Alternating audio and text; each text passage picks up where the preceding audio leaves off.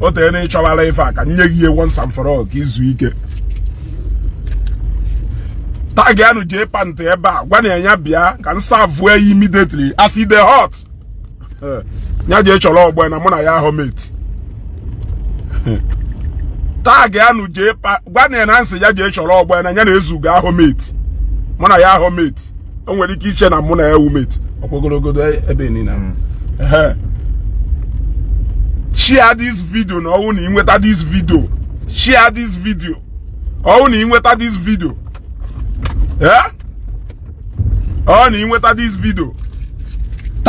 Tag ya nu Jpac gwa de nya bia. Adama agbasaga na Facebook o. Go. Adama agbasaga na Facebook. But I will tell you as it is, the way it is. Isho ikweta. Isho ekweta na. First of all, Jpac na mwa Ezeugo yologo ki promote olum page. Or because na ma transfer hege gba mo transfer. Or because na ma transfer ho 100,000 egba mo transfer. Why will I transfer 100,000 to you? In this platform mona uno, you boasted that my page will not grow. Na nde mmadu na abia ayo ine promote nde mmadu. Mwa no na eme nganga na eme na gunu melu. Before your eyes, before your very own eyes, you are now talking about Ezeugo. You are now talking about Ezeugo. Omegu na anya pia. Iwotago. Onwe onye amaho mgbe ino na agwa ndị mmadụ na page ma ya egro na mu mere nka na ma achọghọ idulo ya ka I promote mụnwa nke awe Ezeugo. Mụnwa nke awe Ezeugo. Even na your live broadcast ka no na agwa ndị mmadụ mu wote ego mu me transfer na mu nwere ego mu me transfer. As for na-enyem liftmanship na Zambia, Jpac nwanne Jpac ọ na ị nọ na level nọ n'ụwa Jpac ya dada blog ka m gwa gị ka ịghọta. Ọ na ị nọ na level nọ n'ụwa fu ife mfụrụ n'ụwa onwe ife ya dị eme na Facebook. Je chọrọ ọgbọ mụ na ya ahụ mate. Je chọrọ ọgbọ na mụ na ya ahụ mate. In all ramification n'ife niile a na-eme n'ụwa mụ na ya ahụ mate. Inwe ike iche na mụ na ya mate. Je chọrọ ọgbọ ịtọhọmatọ na age na mụ na ukwuo na age. Onwe ife a na-eme n'ụwa ịka m mma. Jpac, I'm telling you comfortably well. Ọ bụ wolo na ịnwa ha. When I talk to you as an experienced somebody. As an experienced somebody. Go. Anywhere ebe nkotoro nde choosing. And I will never do that. Anywhere nkotoro nde choosing. And I will never do that. I am not you. I made it very clear in that video that I have something to say. In that video, Melu, I only reminded in the choosing that they were silent when people were dragging Zion ministry. Now it is their own turn. I asked them how far. I used that opportunity to remind other congregations that they may be silent today because no choosing. Tomorrow it will be your own favorite pastor. I made it very clear in that video. Now I said that to prove to people that I don't belong to any congregation, that I don't belong to any GO, that I only protect the body of Christ. In that video, that I have something to say, but I will not say it that yesterday made that video. That was what I said. I am as consistent as A, B, C, D in Agwu, right from Mpe. Yes, go and watch that video again. Why watching it? Watch it with open mind. Jpac, I home anywhere below face like you. Yes, you can't do the kind of blogging I do because you can't do the kind of blogging. Ego age nde kolore kogunu jiwenye endorsement of ambassadorship. Anama consider in one transaction. In one transaction like this. When I I need to be open and I need to be as plain as whatever to you. I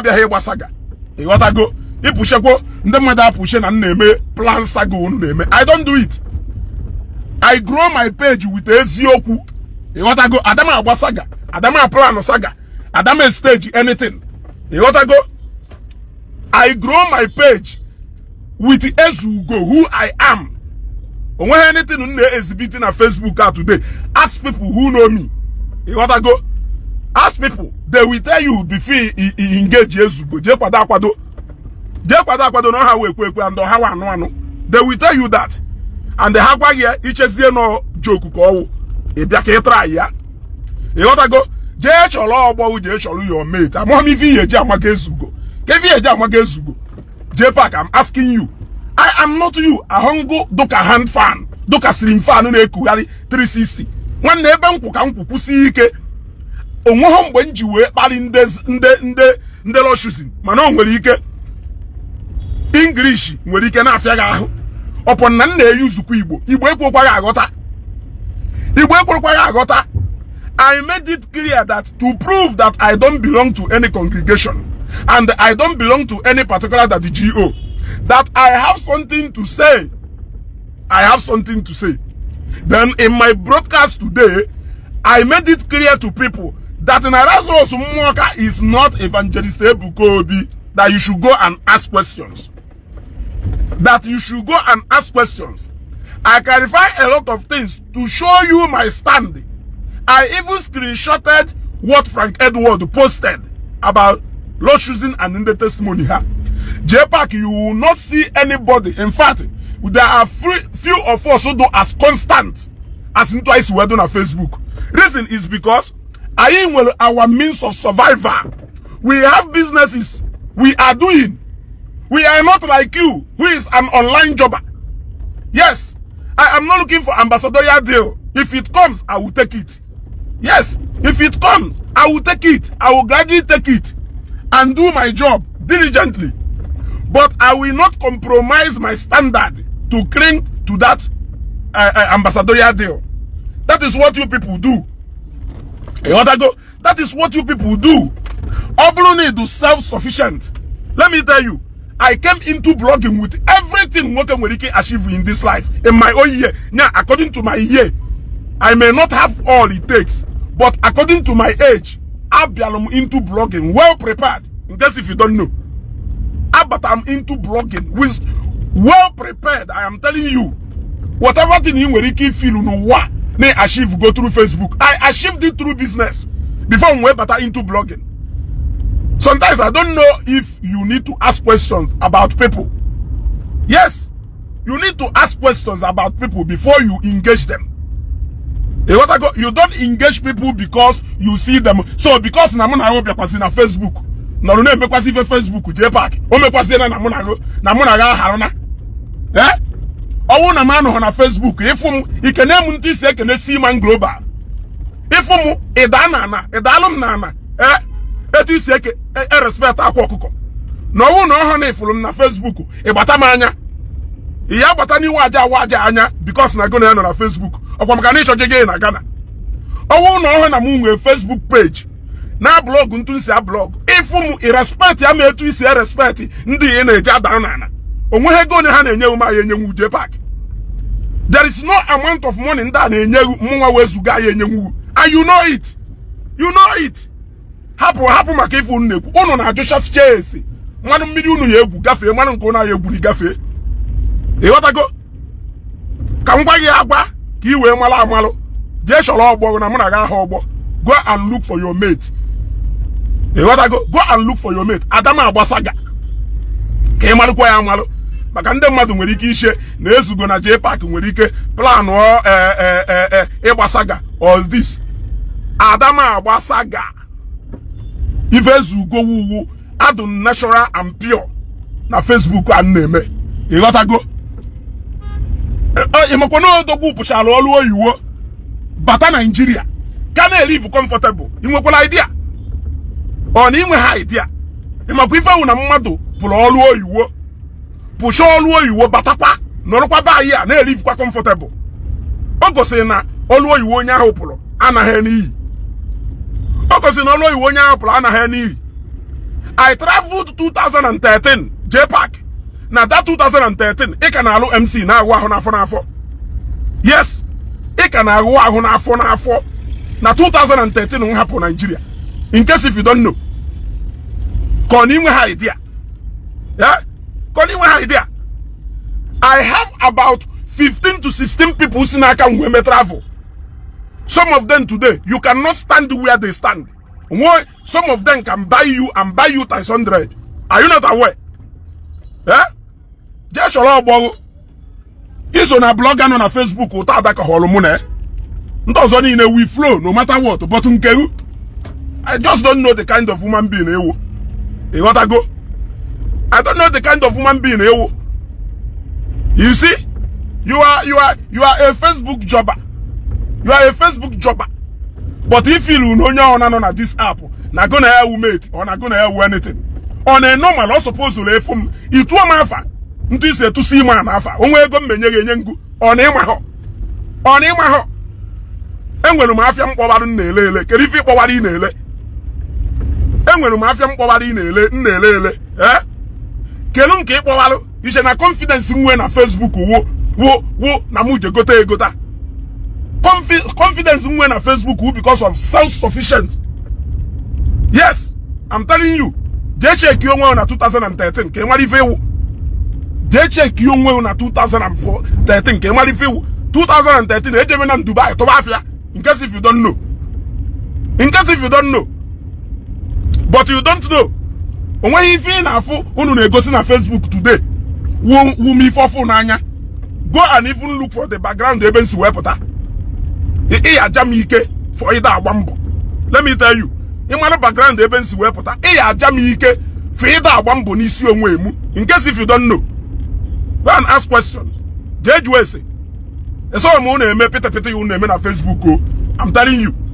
Eso mo na-eme pete. I arrange and stage saga. My page na grow naturally. Yes, my page na grow naturally. So if you want them mother, na mo yo ki promote o page me kọrọ ọnụ. E mana today ni emecha de na akpa Ezeugo n'ọnụ ga. Do you know that ni nwere ike imecha n'ụwa ga? Ị nọ na page gu, ị na-akpa Ezeugo. Ị ma ha na because ị ma ka nsi kwado. Imo kwado kan si we kwado o na ima kan si we kwado iya ma na me enweho time e bia na alacha ike ka ndị imelu ha filu na gunu mele enwe time e bia na alacha ike e grow on my page with my confidence and my consistency. You gotta go. Yes, I'm telling you, in case if you don't know. So only the bela ahepota ka mo na obia bosa ga na Facebook e na ato ga. I don't have that time. I don't have that time. I am more consistent. Go and ask question. Go and ask question. Am I onye Ezeugo wo? Am I onye Ezeugo wo? Only mo onye Ezeugo wo. E am that ni if football dey Ezeugo ofuma. It takes you a lot to convince me otherwise. Especially when I know the intention of people I am up against. I fight to go more controversy in real life. But we won't go and a man on Facebook. Okay, if I name on Facebook, pete call. Yeah? What are you saying? When I was in Iwaji, I started doing business when I was even in school. I started doing business when I was in school. In case if you don't know. Yeah? The business Ibu bata 33,000 liters of petrol. No, na year 1 year 2 self. Yeah? Can be the way push with that kind of deal. It shall not attack. You shall not attack. Yeah? You shall not attack. Go and organize yourself. I told you a simple truth. And the only retreat your step. Retract your step. The way you are heading into a dungeon.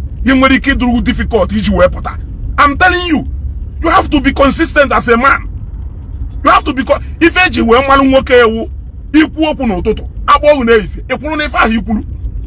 yes. If hand fan, it doesn't speak well of you as a man. It doesn't speak well of you as a man. When even follow in as soon as Facebook, football. A shock when I'm Ezeugo should travel. Bring your passport, let me bring my own. I'm a Nemokona Mefekana 3 passport. Nemokona Mefekana passport, it told you. Nemokona me school nigu. in travel. Imokona me school ni me travel. Imokona experience in traveling that it will take you another 30 years to gather that experience. Are you aware? You are not aware. You are not aware. Yeah? Any day biakuta mi si Ezeugo because na akusiri m. Teach me. Teach me. But you can't tell me. Anything umwelu today. Eh? Umwelu ike say not because of Facebook. Can you achieve it? But I can tell you that Facebook some kind of exposition, some kind of connection, if you can put it that way. But I can tell you that now anything umwelu today is because of Facebook. Or Facebook umelum when ya notice in ya. Or Facebook umelum when go to Ezeugo phone. Or Facebook umelum when maybe anything or email. It is not Facebook, my dear. My job is different from your own. Yes. Even on Facebook willingly. I appreciate them. Business is I look for business rather. And not money and I'm in a pocket. And that is why you when you should be taking advantage of a good opportunity like Facebook to build yourself and your capacity. You will be busy jumping from one table to another, feeding from crumbs on the table in the mother. Eh? When you should take advantage of that to build yourself and show your capacity so that people will see it and support you. Yes. But you will not know. Una chokari Sunday ade nyu na ego. Na chokari Sunday nyu na ego. Kunu we na slander for mad. Eh? Whatever thing go on Facebook, I hold myself accountable for it. I can tell you that nobody paid me to do that. Yes, I hold myself accountable. Otherwise, one day, but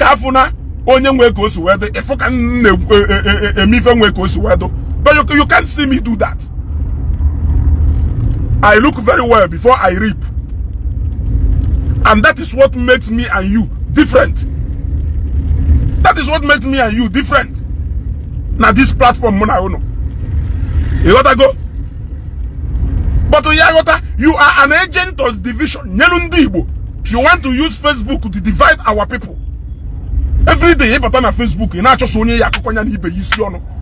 Ana abasi saga. Ona atogo. That is how we do eje popota Governor Ezeugo naza election. Ogo one ekpori ya na akụkọsinye na ndị mmadụ isi ono. At the end of the day, ekpopota deba ahụ na azokwa ni a good friend to him. Yeah? You never have an answer.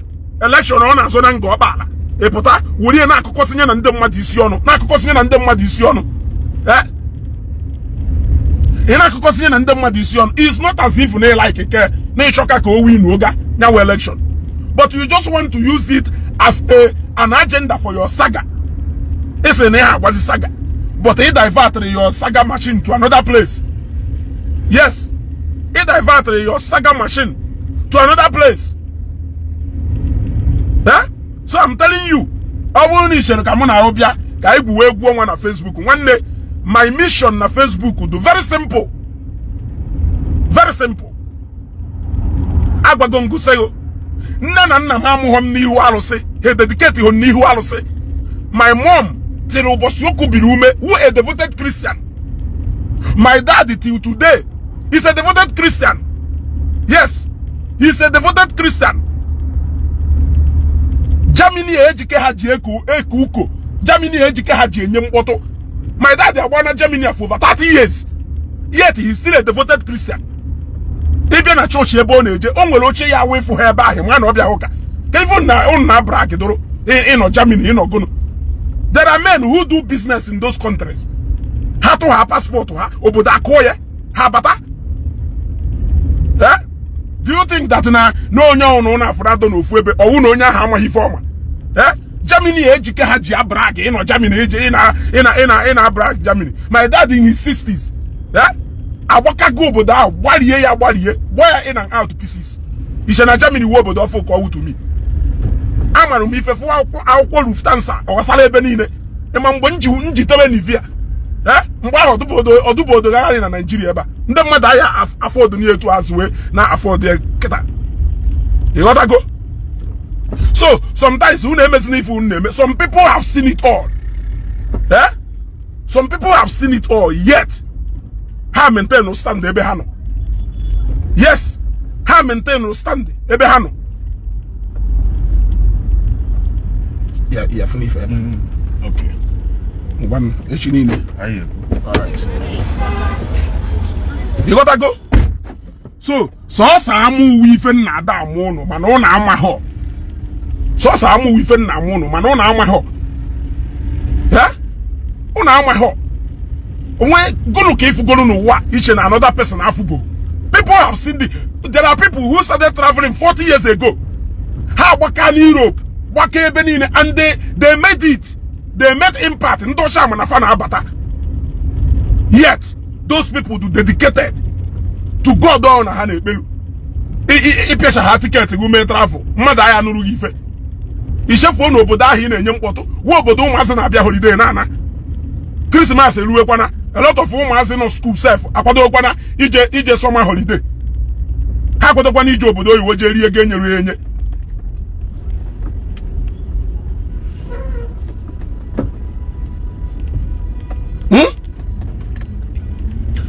Even in an ekwu on put on Facebook unu che na mma ni Jpac abia honna ka ngwa eziokwu my mission na Facebook ego Facebook bia I will take it ego Facebook bia I will take it you each na my page elubo ye monetize here. Why do you think I am not so much eager and in a hurry to monetize it? I won't say that I will not monetize it, but why is it that I am not so much in a hurry or in eager to monetize it? It is because I have a source of livelihood. I have something I am doing to make my living. Yes. I am with me even now. And when my call. And when business name. And that business is disappointing. So Facebook is just a plus. It is a plus. Some people know that this app for so many reasons. I want to know that this app just to make money. Then I will compromise. I am not supporting Zion today because of going to from a Christian home. Is it difficult for you to understand? Essing from a Christian home. If you have been the from beginning to end, only one Neje on his own. Onwebi ya fu kwaru si n'ime bai. Onwebi ya fu mmadu buri egbu openly debe n'ime be nnam. Onwebi ya fu ye. So why do you think you will want me? Oh, na my mom preach video about Christ. Well, ubosi onwuru. Oh, na up to today. Na my dad that compromise bro. Na his Christian faith.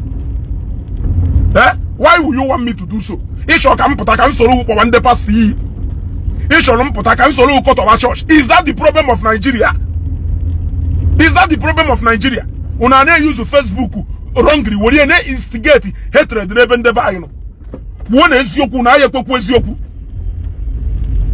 Wona eziokwu una aye kwu eziokwu. Una na eweta ogba agala na Ndi Igbo because na some of you aye kwa abi unu. All na some of you na abi unu ntu ụfọdụ n'ime anyị si we like unu. If una nwere ike iweta ogba agala na southeastern, e ya against it. E ya against it. E gotta go. E ya against it. So don't use me for your silly content. I'm not interested in it. In case if you don't know, don't use me for that content in me. I'm not interested. Don't even use it in a promote to my page. Don't promote my page. Happier. My page is growing naturally. Yes, my page is growing naturally.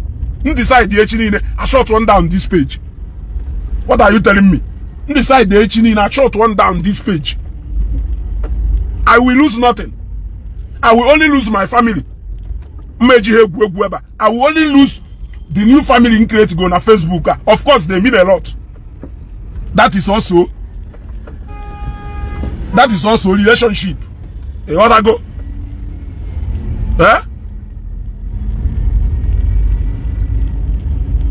So Tochukwu Collins and go and ask how much are they paying me? Now you have seen that that they are paying me too well.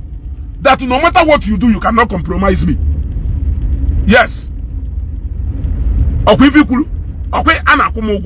means that they are paying me too well that you cannot compromise me. Whatever I am doing, I am not doing it under the influence of anything. Yes. That is it.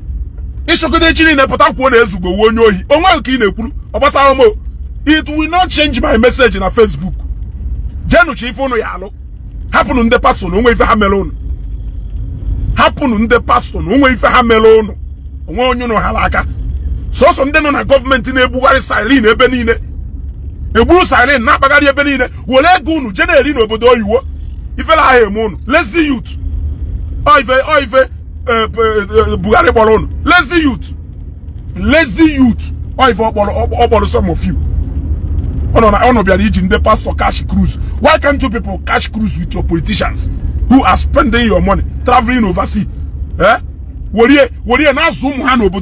don't care. It's him. Yeah? Be a better life. How I wish they to see a drag in the pastor. No see to drag our politicians. For the name I check ISU Batuno. Osa Nachua. Yeah? Hey, ụfọdụ n'ime ha chekicha ka ha yesi wee bata uno ọsọ a na-achụ ha mana ọ na-aya eme ha riwe ego on the pastor menu ijebele obodo oyiwo on the pastor melu ni ijebele obodo oyiwo ọwụ na ndị gọọmenti doziri be anyị ihe ejebe obodo oyiwo ọha pastor wu melu ni ijele obodo oyiwo ọnya ka ihe ji wee ma na nọ na the right path. So some of you, look, let me tell you people, I will rather quit Facebook than join you people in this Allah on Facebook. I cannot do that. Why will I come on Facebook and start calling out Adeboye? Is Adeboye the problem of Nigeria? I don't know if Adeboye met him personally. I will address him personally. But I don't know if Adeboye met him and the Nandene Church Adeboye are not complaining. What is your business? Why are you spending so much time discussing about other people's business? Why your own is there pending? I'm asking you a question. Yeah? The boldness of ordinary Munu appetite in a Facebook and be a call out on the pastor. Imagine the audacity. Imagine the audacity. They put every day, you will business you will business consign on mad and not you. Onye na-ekwu na-elili okweta bụ na-elili na force na-elili ngwa kwa ndị ọchịchị anyị rie na alụgo onimo na ha erigo onimo na ndị ọchịchị anyị erigo rie obolo wee kwa will ije na agbagharị babangolo. Why not? The real issues are there. Yeah, the real issues are there. A wolu convoy wolu police na agbagharị ebe niile na Facebook na waste the time. Yeah, wolo na Facebook na waste the time with ụfọdụ ụmụ eflefu jebele obodo oyiwo ama ife ha ji wee jewe obodo oyiwo isoro ha na waste the time. Ndị jere obodo oyiwo idekwa mbọ ha na-eme ka ụfọdụ ndị a na obodo oyiwo. I am asking you, anyị macha ha ndị nọchi obodo oyiwo jere ịgba mbọ.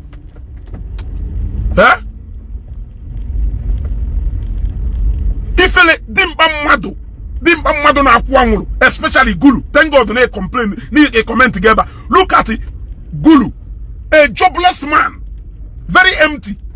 Every day, if you like a dimkpa mmadụ with audacity, you are coming to fight church. You are coming to do. If you like This is in Nigeria, Ghana, Ghana, waste time na Ghana. Ndo ọchịchị bayi, edoziri bayi, iwe jebe Ghana. I'm asking you, inata bodu. Ndo ọchịchị bayi, edoziri bayi, iwe jebe Ghana. Ifela ahụ eme unu. Ụfọdụ n'ime unu enwe uchem. Ụfọdụ n'ime unu enwe uchem. Ifela unu na-emem. Ifela unu na-emem.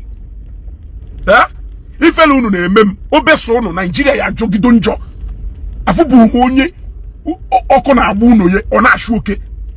All this new generation of youth come from ebe onye ọkụ na-agba unu ye, ọ du busy na-achụ oke. This new generation onye ọkụ na-agba unu ye, ọ na-achụ oke. Ụmụ ifele emechi unu na-achụ ụzọ unu yezi wee justify arụ ana niile a na-alụ ka o wee wule eziokwu. If not because of that, can you tell me? Yeah? Especially Gulu. Afubodum onye do as shameless as Gulu. Afubohom. If energy dimba madu yeji put every day pastor nka. We are fighting church nka. Church is the problem. anamaju onwe m onya onwekwara ifele inwekwara ifele. I'm asking you, can we go do opportunity a we gwu n'okwu o nwere ike ọ bụrụ nke aka ọnụ ya anụ because ụfọdụ n'ime unu enwe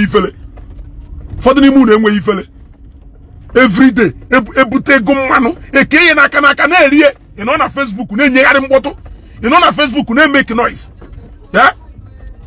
Obodo niile mee demonstration. Hey, made demonstration against church. I'm asking you. Hey, made demonstration against church. Monday march to government house. Hey, made against church. Nke Nigeria ya apụ ishe. Nke Ndi Igbo ya apụ ishe. Every day na apụta n'ihu akwụkwọ na-enyegharị mkpọtụ from morning till night una na-akwasịrị market women. Yeah? Ekochakwa asịrị na-apụta ofu bulletproof with the police escort 40 agbafe ekọọrọ ha aka felu ha aka. Onye nke ahụ go bulletproof moto ọgbasahụ. Onye nke ahụ go uno na Dubai ọgbasahụ. Ifu pastor ka o bu moto wee ga inyewe mkpọtụ ịmanawa enu ekwugharịba. Okay, with the kind of youth enwelu buy, this ndo kenye na achị, they will take us for a very long while. I have spoken about the bad condition of roads enwe na Nnewi. Do you see any of them engage him? Ife Gulunwelu, because he is always on the wrong track. If Onwelu to tell me it's in the Nnewi mebenka, in the Nnewi jail or church, or to so obsessed with church. Konye na akpansi. He doesn't want to hear that name, church. He doesn't want to hear that name, church. Yeah? Even when you talk about bad condition of roads in Nnewi, for once in your life, talk to Governor Sisi Soludo. He cannot do that. Oh, but also go church. The big man on Nnewi. A big man.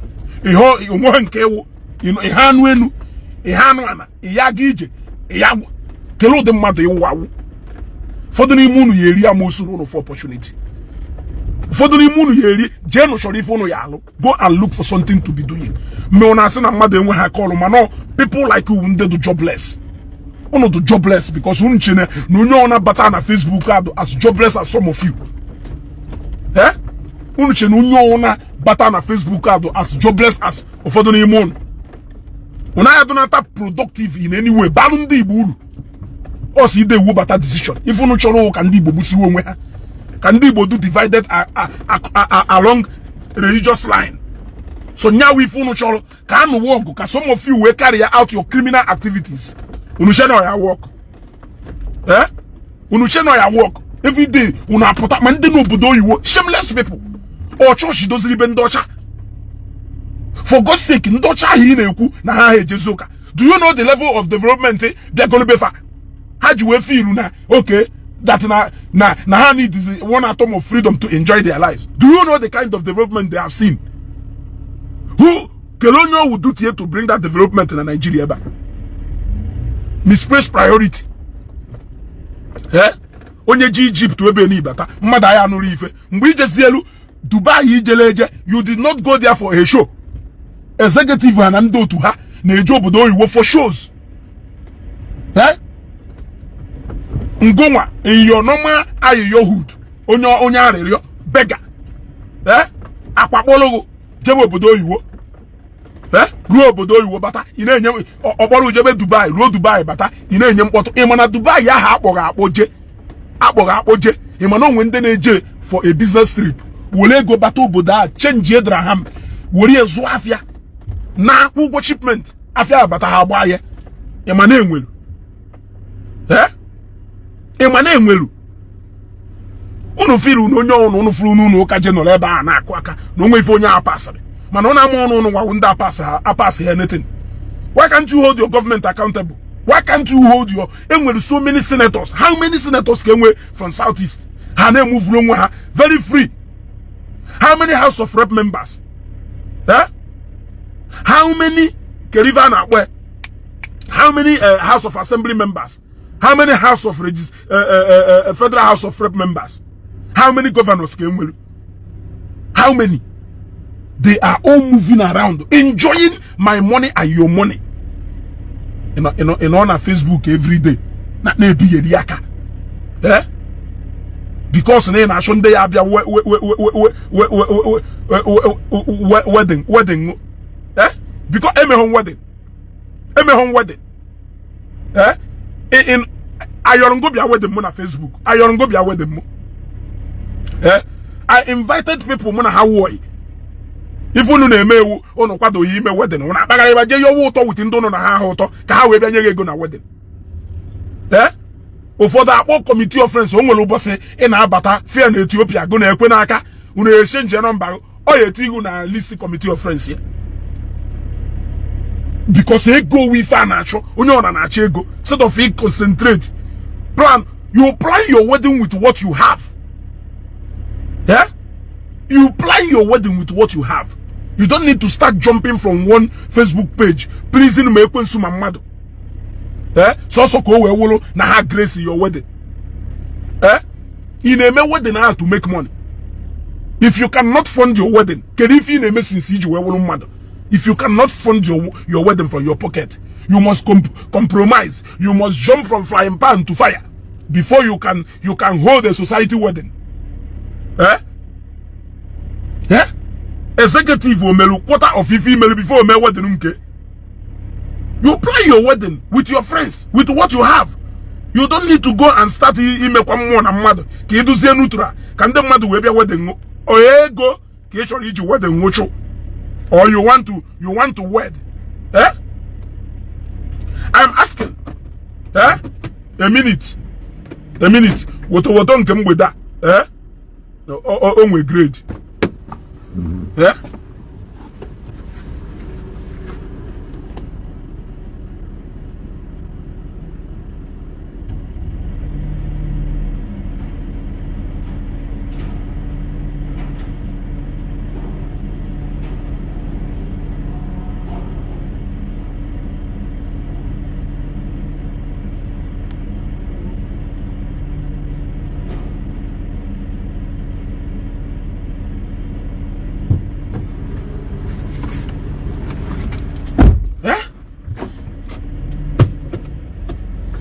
Chijoguchaga emahobu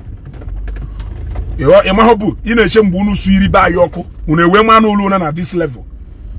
What I don't even understand the way to unu yisi no kata wuri ife do capable of ikuso obodo unu wuri na egwu una amu ife religion do capable of causing una ama ho na ma ajunu una amu ife religion do capable of causing na bai imude crisis or do capable of bringing among Ndi Igbo kono na ama ho una eche na ife awu ife eji agbanante una eche na ife awu ife eji agbanante ife awu ife do capable of ikpochapu a tribe nyakunu jesi nyaja wuri na akụkọ ndị mmadụ isi na isi ọnụ kono na ama ho agụgụ munu je gụọ etu book and the haram si webido n'ugwu asa unu ewoli ife eji agba na ntị na agba n'anya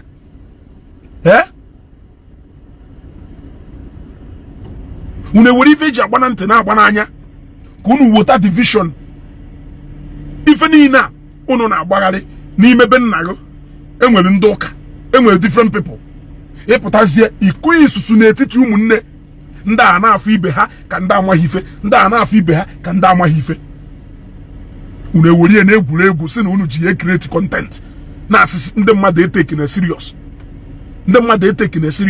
even if you want to convince me you must not be confrontational about it. You can talk to me in a decent way. I can still reason with you and join you n'ife na-eme. You don't need to make and instigate people against each other. Una seen unu ji cash cruise. Una seen unu ji achwego na Facebook. Sometimes I'm home can they buy si eji feji agbanante where agbananya. Una mo na the issue of religion do more deadly than politics. Una mo no do more deadly than politics. Ono shoro mgbe ogure religion bido na southeast onye fo nwanne ya ogbue maka na o believe o nda acho ka ha chupu ibe ha ka ha we nochie ono shoro mgbe o bidolu ndị Igbo we ma na mmiri a elugo ebe o ya elu because of element like Jpac. Osholo go on or spark a controversy or we feed ye na news or yenye. Yeah? Yeah? Or if Osho develu o go on a controversy ko ya de dig yare na kwakosi umunne no umunni isi onu o were enweta content o na-eme. O were enweta content o na-eme. Agwagongu Jpac je cho ima hifi yeme je cho shop oye cement n'ime si na Facebook lebe nde follow n'anya ya bia golu cement we lu unu we support wo je meye amana m mmadu ne go na alun wig from Facebook o unu go do the self na business na-eme since abaholumulu so nde si na alụ na Facebook a we patronize yam na wig na-ele so ndị si na Facebook a nyem business mmeleme nwe ego na is enough for me. I don't need to compromise on any endorsement. Endorsement I will go. If it come, I will take it. But I will not compromise myself so that I can entertain you. Kiwe nyem an endorsement ukwana ego ne ko. You can do one business or two business. Standing from Ebeku, you can make that money times 2 or times 3. So why will I need to go down on my standard before you can give it to me? I am asking you, why? Get me pay business. Go and open a business. Or also business through Facebook page you will push. Nde flow na anya ya bia na patronize you na golu gi fa. Na use you will support you. You must not even depend on ego mark azoka ya dapo. But if you want to depend on that money, do it diligently into other content creators. There is no controversial blogger. You can never entertain both parties. Only in deba kedo nutra. There is no controversial blog on a Facebook please. You cannot do that. If you are feeding on controversy, you cannot do that. You cannot do that. You either remain like if Okwefukonyo Bodo may highly mistake. Wulumayo. Shia back. Face yellow we for name. Yes. Onyobodo made more success being Onyobodo and the Madoma. Dano Mbaho battle into this religious controversy. The thing wanted to tear him into pieces. Or retreat what step here by one line of Fuma. She wipe on worker. Yeah? But under the ignorant, the Jpac decided that they can be in this controversy and they think they can. One day, you don't know the people who are watching you. The people who can actually make you who you are. Or already na that side if you na grooming. I don't know. I don't know. There is nothing you can achieve in Nigeria by either one day, men of God. There is nothing. Okukonye dorie. Okukonye doloye. Emadifa madu putarone. Nya dorie. You can try to convince unya na nefa nando aduhokwe, but you cannot. The moment imelie kowolo nya keduze confrontational about it, unya will stand up and fight back. Etu akogusi ebido. Ono do kese mmado na Yoruba do homma no Ndi Igbo unde best. Or ese mmado na nda Hausa ndala. Okwima the issue of tribe and religion. To very, very careful the way you dive into it. The issue of tribe and religion. These two things ne push up. But some of you amaho. Unuji feni ne wela cash cruise. Look at somebody ngulu mmiri ala nne yo ofuma ya puta na mu Lazarus mmụọ ka mu na nwunye enwulu.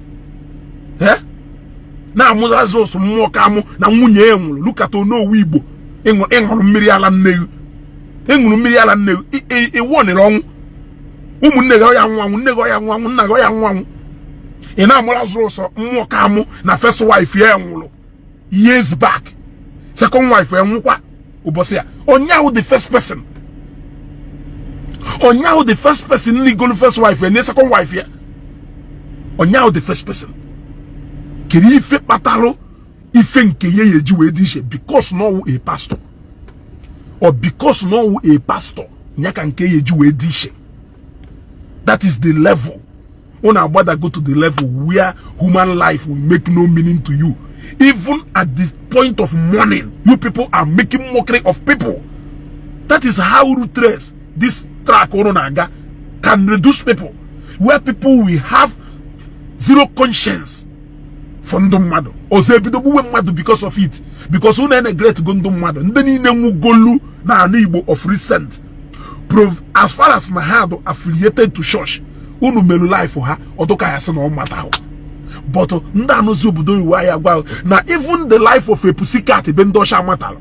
Even the life of agwu na ariari nilo matter. That is why you man imaju when we write bendosha.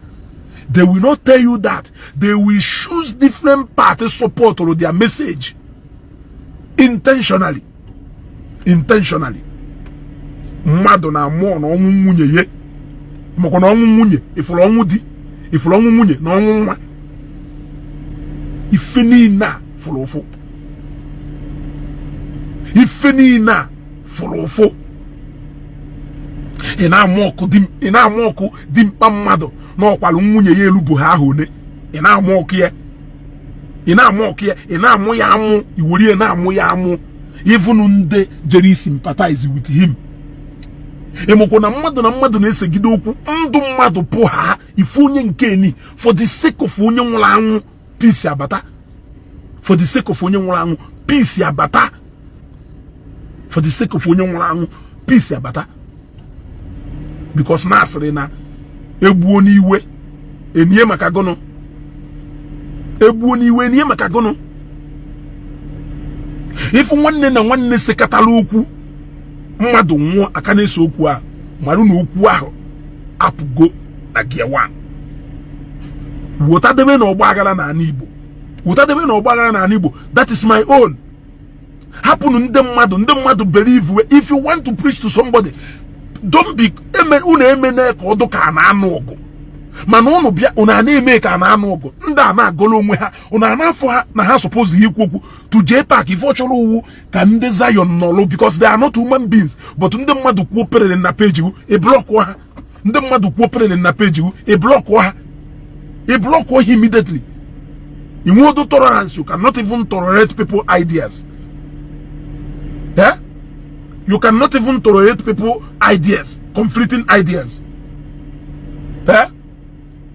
But you want people to swallow and sit down while you insult them, while you throw shade at them because they are Jesus Christ. Or Jesus Christ kahawu. Jesus Christ kahawu. Man, if I hear a memadu, you think you can insult somebody. You think you can throw shade at somebody. But onya who throw kwazi that shade back at you. Ese na ha they are not being Christian. Ngumwe we pagan. Ngumwa u Jpac. Have you ever woken up one day and tell us that you a pagan? You still call yourself a Christian. Why can't you live the true life of a Christian? Why you come mad on call your fellow Christian on drag your fellow Christian? Are you not a Christian? You won't go more. Ngoma wonyo gomo ndị nna nna ho gwara wo kparịba mmadụ ndị nna nna ha o gwara ge respect na mmadụ. Let us even be factual. Let us be factual. Now all these things I name. You are a Christian. You declare for one day. But you are telling somebody be a true Christian. So you want to always be the one being on the action part, while the other person will be on the receiving and the tolerant part. Every action will equal reaction. Respect people's boundary. That is the only way you will do free. On your own will elastic limit. When you drag that person to the limit, that person will react. It is natural. If our law of nature. When you drag somebody to the limit, that person will act. That is what makes us human. Respect people and their boundary. Yes. Be matured enough to know that for every action you give, there is equal reaction. Do not be dishing out action and you are not expecting people to react because they are Christians. Is that what you are telling me? So you can wake up one day saying, Ezeugo, I will hold you until you prove otherwise. Try it one day. Try here one day. Boom if you man na Facebook. It wasn't good. unless na mama ho ka mmesi we nweta unless na ona mama ho ka mmesi we nweta he who allege must prove. There is a level to which any man can take. Even when you're gonna be nuno, even gonna be nuno. There is level even your brother can take. There is level even your father will tolerate you or explode or go say fire you were one mother upon non yamulo one afo. Man ono shoron put on Facebook and they behave like animals. Then people are overlook on simple because they are Christians. Omenala na practice ogwa who behave like animal. Ogwa get respect for people. Ogwa respect na people's boundary. Ogwa respect na your elders. Is that what they are teaching you? If that is what they are teaching you, if you have never seen any good behavior when you keep put an omenala meluki behave like an animal, then a man and that omenala do worthy to be practiced. Yes. A man not do worthy to be practiced. Because Christians, you should behave like this as a true Christian. You want to start behaving as if now this is animal kingdom. Then people will be tolerating you. That is the only way they can be turned good Christians. Then you said it, can they not choose him relax ya? Kono we will have we gwenye, onamodo nke ebu nebu. Landing ground. I know a lot of people are doing it as a trend. Like I see some of the comedians jumping at it just as a trend to imana. But some of you are digging more deeper now. You are now making it to look more direct than actually a trend. I know some of the comedians they are only doing it to cash cruise and make people to laugh. But some of you are taking it personal. You are beginning to go direct. You are beginning to go direct. You went to his wife. You started going to so many places. You started digging deeper. One place. One place. What I don't understand is why Nigerian youth will not take advantage of this social media to make Nigeria better. Can't you make Southeast great? If you cannot make Nigeria better, can't you make Southeast great? I'm sorry to say this, but Jesu kelana calculate yokuni nemkuluna bania. Forget about etusi. In fact, forget about the messenger. Focus on the message. The aggressiveness unujiwena a fight oka. Wouldn't fight here our politicians? That they are the people who will make this country better for you to come in. I mean, Ndocha can a joker. Yet, uno se na befa aduguma. O une mwelu no cha can a joker. Wono cha can see obodo you be Nigeria. When the Nigeria who citizens of America can see America be Nigeria for church. Can't you see that personal belief mother? There is really nothing you can do about it. Have you not seen that? But there is something you can do about Nigeria to make Nigeria better. Yes, there is something you can do about Nigeria to make Nigeria better. Make any political post, you will not see any of them comment on it. They are not interested in commenting there. But to make any joke about any pastor, you see them, they will jump out from wherever they are. Which kind of people is this? People will sit down for 5 hours to discuss about pastors and churches, but they can never sit down 1 day, 1 minute to discuss about Nigeria and their leaders. And you are telling me that these are same people? You can sit down for days, months, discussing about pastors and churches, but for 1 day you cannot sit down to talk about Nigeria and their leaders. It's not for Umobele. Yeah? It's not for Umobele. Amo mi fene Ndi Igbo omo tum ulilo do na southeast do motorable. Yes. Ngwa look at. I was surprised when I saw 2 Chinese guys in my parish last Sunday. You see? People can go to anywhere they want for different reasons. Onye say no na eje church for ego. Nwere nde bu ego no na church na alulu church ife alulu. Onye say no na eje for nka. Nwere ike o wula another thing. Then ụfọdụ na-abịa onwe ha church because of their personal relationship with God. A lot of ndị asụcha n'ala ụmụ ha kpata ego ha na-ejere onwe ha church na-ekpeziri ekpere maka ụmụ ha because of their personal relationship with God. Ohife nchọbịa n'ụlọ ụka ka Okeke chọbịa n'ụlọ ụka. Ohife oke afọ chọwee bịa n'ụlọ ụka ka Okonkwo chọwee bịa n'ụlọ ụka. Different things ka anyị niile chọwee bịa n'ụlọ ụka. Different things ka ngụnwa chọ wee jebe dibịa, and vice versa. And vice versa. So leave people to their belief. You can try to talk to them, but it is not a verdict. It is a thing of choice. You can pass your message, giving them opportunity to make their choices. Even our law permits the people that freedom.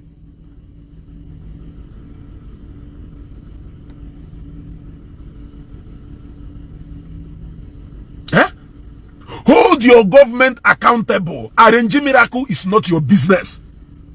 Yes, Frank News, I am answering your question now. Arranging miracle is not the reason why petrol went on 1,003 today. Or because of arranging miracles, KG low fat price 80,000. Or because of arranging miracles, KG ho a good motorable road in Nigeria today. Or because of arranging miracles, can insecurity you do in Nigeria everywhere. Or because of arranging miracles, can a lot of people experience a blackout 1 week without power. Or because of arranging miracles, can anything we for John name in Nigeria today, GMA, it is misplaced priority. Devote that time into pushing something better. That is my message to you. Forget about arranging miracle. You believe on it, good for you. Those people who believe on it, allow them. If you have opportunity to tell them no, but this is arranging, you can tell them. But do not make it as if not now your message or your agenda. Agenda for what? Is it agenda for good governance or agenda for what? You are not even a Christian. What is your business with the activities of the church? Let me even ask you. You are not a Christian. You have exercised your right by choosing the path you will go. Why can't you allow another person to exercise that right? I'm asking you. You are not a Christian. What is your business with activities that goes on in the church among Christians?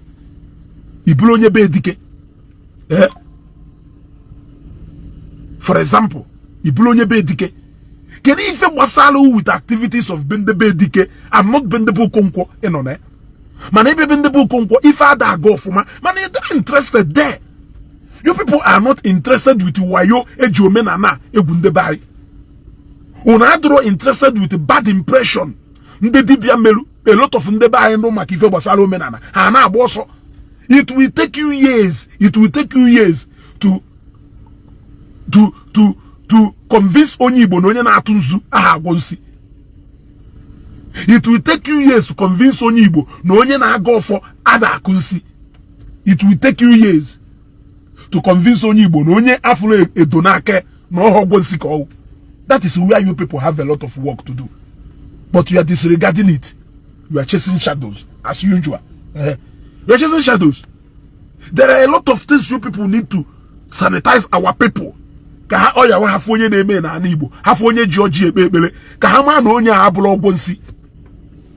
how will you people do that when you are busy concentrating on even a keke? Why na bo konko is in anani? That is one thing on amaho. You left your business and the family that concerns your business, and you are focusing on the business of another family that has nothing to do with you. That is why your Omenala is not, your Omenala church is not growing. Because rather than convincing people the reason why they should join you, you are busy trying to jump into another place that has nothing to do with you. No single individual, no group of people can stop Christianity in Africa. It is far older and far older than you. Ndosha Biarna Africa. 100 years ago, 1,000 years ago, Akusiniho, some people, what makes you think that how many years later that you can stop some people from eating their joker? You cannot do that. You cannot even reduce it because every day can people have a problem, how you generate solution elsewhere. So for as long as there is a problem, you cannot stop people from looking for solution. Yes. That is why a politician, a president, will instrument of power nake, you pour out of that corridor of power. You get your solution somewhere. You cannot stop it. President Shirubia came to Nigeria. He came to synagogue. Yet then, he was the president of Zambia. #1 citizen of Zambia. Fly yana Force One in the Zambia. Biana Nigeria. Dana Mutaramed Airport. Biana synagogue church. Bianolo. But he has all the powers in his hand. Even as the president. Even as his president. Tinubu as a president. Nejena mosque. Nolana. Worship Woshukwa Hana worship. Even as the #1 citizen of Nigeria. Odo Kuruganya Nesrena Nidozi Nigeria Dianaka. But Onyawa no way can we confidence in another being somewhere. That is something you cannot change. You feel that Dangote can buy the whole world. Right? He can buy and afford anything. Only in this life. Let me shock you. Dangote is a devoted Muslim. And he cannot compromise anything for that believer. Yes. Frederick Shuruba with all his cabinet. And then he was sick. He was sick. With all the money to go to the best hospitals in the whole world.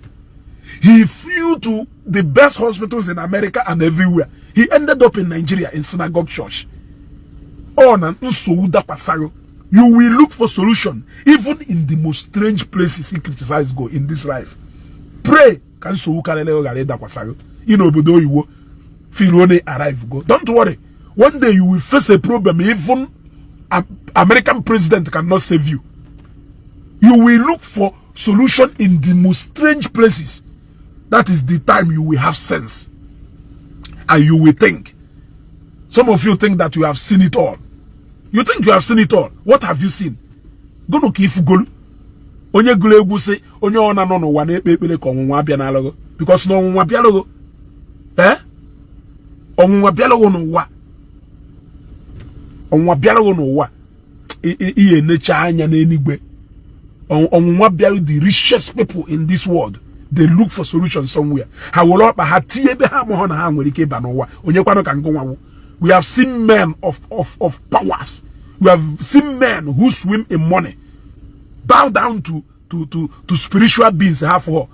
Those people will go power and control over any human being living. Any human being living. They submitted to spirit. We have seen people who have houses in Europe, who have houses in America and so many places. We have seen them. They have encountered Ndosha. They have encountered the world powers. But at the end of the day, they submitted to a spirit which they have never seen. And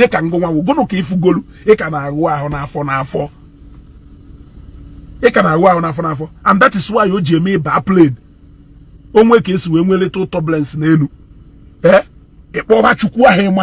Because na nenu ba he no. Anything any human being can do to save you. You only depend in that unseen forces. Yes, you have to depend in that unseen forces in football. But you have to put your faith in him because you know that in these circumstances, it is beyond humans. In fact, do beyond the human save you. No human being can save you. It is only any God in Merike call on. Merike is capable of saving you. And that is the situation most of you are finding the That is the situation most of you. People who are even more deep-rooted in whatever thing. Some of them compromised in so many things before Hamahana. That is what I've gone with people. I've stayed with people. Men of powers. Men of timbers and calibers. I have listened to them speak. None of them can never. They can either believe in one spiritual being or the other. But none of them can tell you that God does not exist. None of them can tell you that God is powerless, no matter the God they call upon. A lot of them believe, even professors, even psychologists, even philosophers aside that career has studied, they still believe that a spiritual being they are submitting to. Even the most powerful doctors in the world, even the most powerful doctors on Fugolu, they still have their personal and private chapels in their house, of other with their own secret altars, depending on what they are worshiping. Yeah? The chief surgeons, Jpac me wonders na theater. Matthias puta, if a medical doctor gola akwụkwọ ji degrees ya wo mushi anya or perform surgeries, believe na we God. He honor submit to God even before or carry out that operation. A canal man no doka Matthias aputa na asem na enwere chukwu. Man is God to man. Doctor menum surgery. Doctor men surgery pele with nurses before obido metwa maka. Pele with nurses before obido metwa maka. Every morning na pata na hospital ward pele before na ule pele. Doctor nwelu hospital nke nwele ezigbote ego ifo private residence all share lo ma swimming pool ne. Nene show den da hanya. Okwanda hawo expert na that medical field in Okwanda hawo expert. Okwahaki in depend on. Okwahaki in account on. Yet they believe in God. Ngumwa depends on them. Epotena economy another thing. Yeah? When you sit with men of power, when you sit with men who will abundant knowledge, engage them. That is na critical decisions. Obreda yo ego. Engage them na critical decisions. Obreda yo ego. Yes, if I know Bango, may his soul rest in peace. When he was alive, he believed so much in Christ. Whether na life here or not reflect that belief in God, it doesn't matter. It is between him and God. But with all the power, with all the money that guy has, that guy Yejiho afa ha or Jesus egwu. Yes. Elon Musk. Elon Musk ablo wonye Nigeria. So from the home of your ancestors. Managala la ma wapo abo Elon Musk. Acho fonyo so. Give example with this country muna. There is no single individual in this country that does not believe in one thing or the other. Nebos in weta spiritual backing.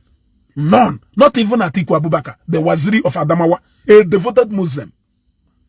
During the time when the Muslim Jpac, you will not see any of them moving anywhere. During the time Hajj fast and Ramadan, you will see all of them participating. Time Hajj celebrate anything, you will see all of them participating. Irrespective of Sumo, even Saraki, name them, all of them, all of them, all of them. Ongonwa biara ebia gwa m otherwise nke iji wewulu onye gono ijele obodo oyiwo inwe diplomatic passport nda ndị nwe diplomatic passport they need a visa to go to anywhere. Ha conquer go that barrier as far as country to country the concern, they have conquered that barrier. How do so powerful that even embassy cannot restrict their movement. Mane kana akwugari embassy etu si akwugari mane ewo no machancha emarugi ife niile mana ndị nwe diplomatic passport ya webe ha to na passport ha na-ejewara ụfọdụ n'ime ha ka believe na ka nwere chukwu n'ọsọ nwa ya na-emerụ ha amala. So ana m amụ ndị na-believe ụfọdụ ụmụ okoke anọ gonokunu. How can I even listen? Why will I even listen to you and not my father? Do you have the kind of experience my father nwegol, even in traveling and otherwise? Do you have the kind of experience nwegol? Why meje geunte? Why now will somebody do as experience as my father non nanko and I'm a gengo wante? Yeah? Even meje geunte. I have so many experienced people in my family I can go and listen to. People who have conquered so many things in different ways. I can go and listen to them. I have a professor in my family. Yes. Not a professor, sorry, a PhD holder. I can go to him and no in the academic field. I have somebody who has conquered and made it in the business field. I have so many of them. I can go and listen to them. I have people who have so much experience in traveling. I have people who are citizens of countries else. I can go and listen to them. Yes, part of Ndaho Nwelu who citizens. Now ụfọdụ obodo ahụ ebe ahụ na-eko. Wu ụmụ ụkọchukwu dike, Reverend Canon Levi dike, nke njere na graveyard ya na azụ cathedral. Yes. All citizens ka ha hancha niile amụrụ hancha niile na UK. Yet ifebe bros na-akpọ Jesus. Ifebe bros na-akpọ Jesus. Ya ma na onye a na-amụrụ ya, onye awụ ọla achọ ụlọ taa tete ojewala onwe. Yeah. Ọla achọ ụlọ taa tete ojewala onwe. Ọ karị ihe etu ahụ. Ọ karị ihe etu ahụ. So, kele ife oye ejiwo mpụta na m egelu ntị. Enwere m people ka ụmarụ. Even nchogodo aban na Facebook, we have seen people with greatest power confess one God or the other. Even in the China ị na-akpọ nwekwalụ ụfọdụ ndị China nwekwalụ God ha believe ne. Ha nwekwa God ha believe ne. With that so much creative ha nwere. Even the world power nwere God ha believe ne. Yet they have power to control one country or the other. Eh? Nyaka ono no kata shenu no ya gwa ala toro no. Kedu kunu yesi we gwa ala toro. Une sodu no ne. Kunu na emekarisha. None of you can even convince people with your experiences. O Matthias, jedano zo afia he nazo. Kezuke jedano zo afia he nazo. Kezuta ono ne. Jpac me go do blog ni na eme. Ke imeto ono ne. Eh? What so many of you? Eh?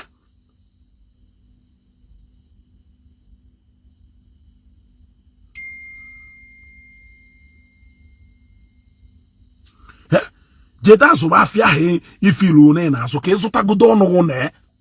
Zụta bụ ọnụ ne. Ono kpara na amụrụ na Facebook unu chọ ka unu wolu tia na Igbo ọkụ. Yeah, because no chọrọ Facebook money. Yeah, ono chọrọ Facebook money. Me end the broadcast ebe. Yeah, another day we are like into we going this time around. Yeah.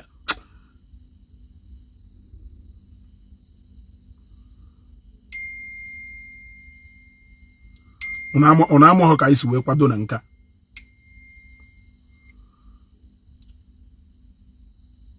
Onamo ho ka isi we kwado na nka. How I wish no maka isi we kwado na nka.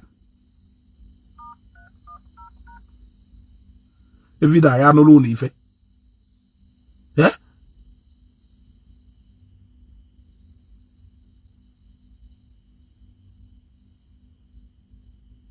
Yeah?